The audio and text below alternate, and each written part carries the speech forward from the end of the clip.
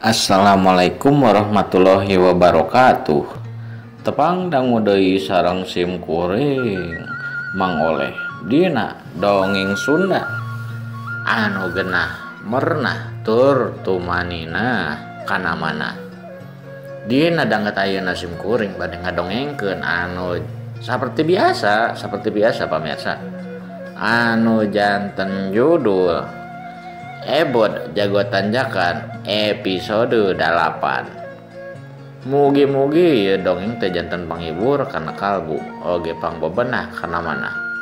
Kanu nuju ngaranapan kasusahnya. Insyaallah sakedap deui oge saatos ngadangukeun dongeng teu sim kuring ieu bakal ngagaleuh lisah ka warung. Berarti pami ngagaleuh lisah berarti kedua artos. Tah eta kabungahna. Yah pamirsa, supados teu nyangkolong ting kana waktos. Hayu urang dangukeun sesarengan. Kumaha jucungna ngeunaan carita dongeng si Ebot Jago Tanjakan episode 8 teh. Mangga. Si Ebot anu ngadenge ngeunaan kabangsatan di lembur Cipasir ayeuna teh nu geus aya karena obat kejadian tuluy manehna teh nandeun cai merekeun cai nginum dawegan ka Mang Suminta anu keur nuju ngobrol jeung maona. Mang Suminta tuluy nganuhunkeun ka si Ebot. Nuhun Jang. Ditampi mah. Cek Mang Suminta bari tuluy eta gelas teh diujuk bari dikocekeun heula sacana. Mangga Ujang. Sami-sami Jang sok. Lah. Teu ena naon deui di dieu mah. Ukurna kitu sami meureun nya diteun Ujang ge. Cek maona bari nyarengeh oge. Sanggeus kitu si Ebot teh milu ngobrol ngeunaan eta kejadian kabangsatan anu karek karandapan diteun Panjum. Mang, eta teh nyeraha nu kajantenan di Panjum teh. Nah, Ebot mah namanya ngadangu. Cek si Ebot nya kitulah kokolotan begog gitu, kokolot begog si Ebot teh rada kokolot begog. Nah intina mah milu ngobrol nanya ka Mang Suminta. Eta Jang puting kamari lah cenah mah aya kana limaan bangsatna teh cenah cek Panjum teh. Tapi da Panjum henteu ieu sih henteu ngalawan. Da dumeh eta marawa bedog jeung make teregos ditutupan ku sarung. Sebagian teh bangsatna teh beungeutna teh jadi teu apal kitu Jang. Mah ieu teh keamanan lingkungan lembur Cipasir teh. Cek Mang Suminta bari nguyuk deui da dumeh manehna keur hanaang meureun haus tadi geus leumpang ti mana teu sempat nginum acan ada rencana heur cai. Cek nagerantos hate si Mang Suminta. Pas si Ebot erek ngomong deui ka Mang Suminta. Mang Suminta geus kaburu pok ngomong ka si Ebot. Jang, kumaha? Erek diteraskeun deui jurus anu kadua teh.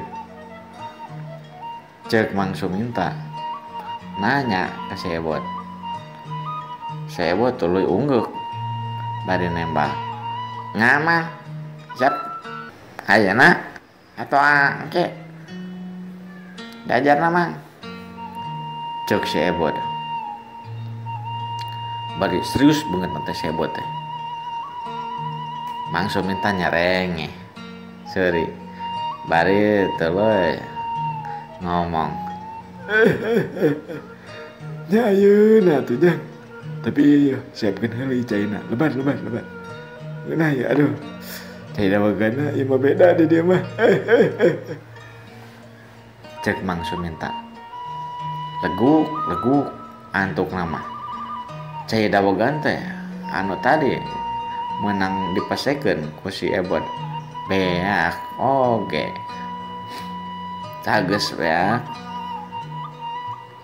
Teundeun dina meja. Di tepas imah.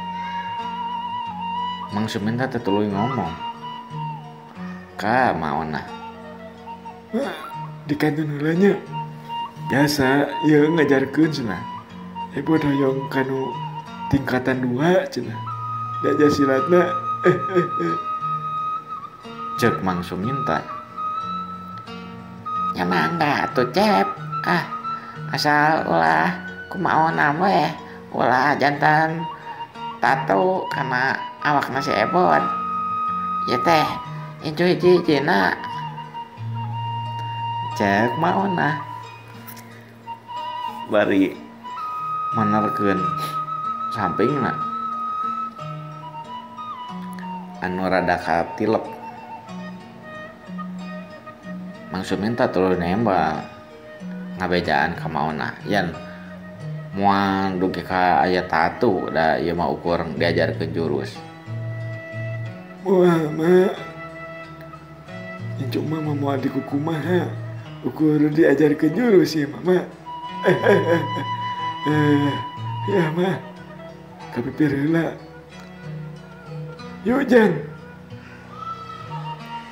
Cek Mang Suminta bari tuluy cengkat maena teh kaluar deui lewat hareup panto hareup. Ai si Ebod sendana ya dipipir. Manehna mah tuluy we lewat pawon. Lewat panto pawon ngorek kapipir imahkeun.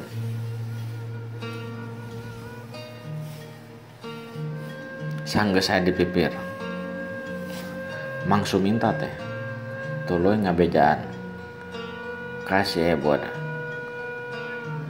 Kieu Jang. Ieu jurus-jurus anu kedua teh, tingkatan 2 teh. Bakal leuwih mati. Tibatan anu tahun-tahun saacana.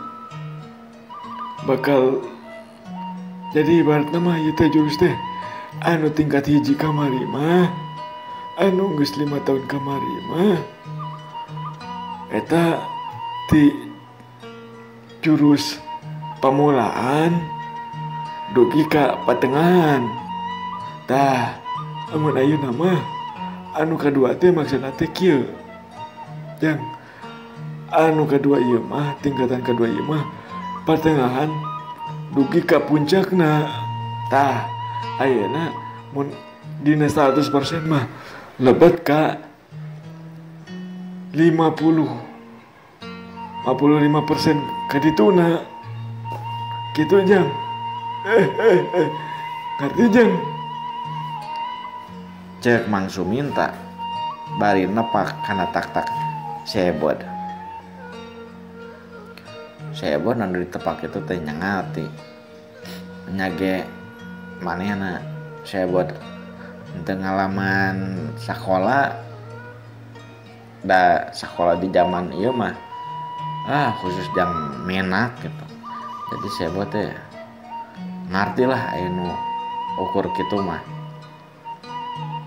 Tuluy si Ebod teh ngomong nembal ka Mang Suminta. Nya Mang, gampang. Ya mah. Ya Jang. Ayeuna mah turutannya maca bismillah heula. Tuluy palak binas tas kitu niatkeun hati awak urang hampang ngarasakeun awak kurang teh hampang kapas. Tas gitu ngagajeleng. Tas ngagajeleng kaluhur. Oke, ujang kedah ngaluarkeun jurus-jurus anu kamari anu tingkat 1 nulis diajarkeun ku Amang. Jadi dina tingkat 2 ieu teh ujang teh ngaluarkeun deui, tapi ngaluarkeun jurus teh bari ngagajeleng kitu jang. Ngarti Cek Mang Suminta ingetan deui ka si Ebot. Mohon Mang, ngartos. Tah ya, tingali Amang. Tegung silila Mang Suminta teh nyontokeun. Katingali kunyem-kunyem ku si Ebot Mang Suminta beueurna maca surat. Tas kitu gajlong mata Mang Suminta teh mending gajlong meniluhur. Hampang katempona teh kapas anu katebak angin. Tas kitu bet put Mang Suminta teh ngaluarkeun jurus-jurusna tajongan. Aya 10 tajongan jeung 10 tenggelan dina luhur angin teh. Sanggeus ngaluarkeun 10 tajongan 10 tenggelan, Mang Suminta teh jereg deui ka handap nangtung dina tangtunganna nu mimiti. Tah kitu jang. Kumaha bisa Cek Mang Suminta ngomong deui. Insyaallah Mang.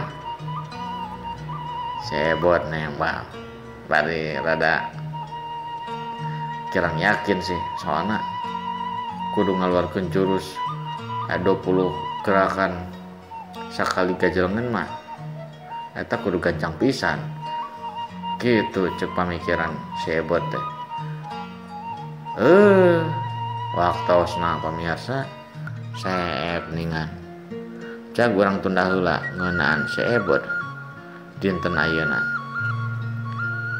Yo mugi-mugi dongeng dinten ayeuna teh janten panghibur kana kalbu oge pangbebenah kana mana. Kanu nuju ngarandapan kasusah. Insyaallah sakedap deui oge kenging kabunga tur kabagjaan dumeh dipasihan bantuan ti dunungan unggal sasasi sakali. Wabillahi taufiq wa hidayah. Wassalamualaikum warahmatullahi wabarakatuh.